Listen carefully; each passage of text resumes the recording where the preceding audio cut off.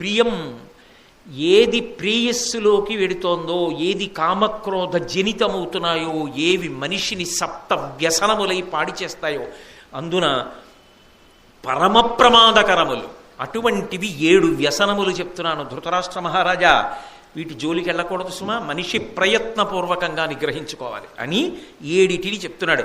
వెలది పరస్త్రీ, స్త్రీ అని నేను అన్నాం. ధర్మబద్ధమైన స్త్రీ అభ్యున్నతి హేతువు. పరస్త్రీ, జూదంబు, జూదం అంటే ఏమిటో నేను చెప్పాలా, పానంబు మద్యపానం చేయడం, వేట వేటాడడం, పలుకు ప్రలదనంబు వాక్పారుష్యం, దండంబు పరుసదనము దండన విధించేటప్పుడు వ్యగ్రతతో విధించడం, సొమ్ము నిష్ప్రయోజనముగా వమ్ముసేత, ఉంది కదా అని అదే పనిగా ఖర్చు పెట్టేస్తూ ఉండడం డబ్బు అనేడు సప్త వ్యసనముల జనదు తగుల. ఈ 7 వ్యసనములు ప్రధానమైన వ్యసనములు, కామక్రోధ జనితములు.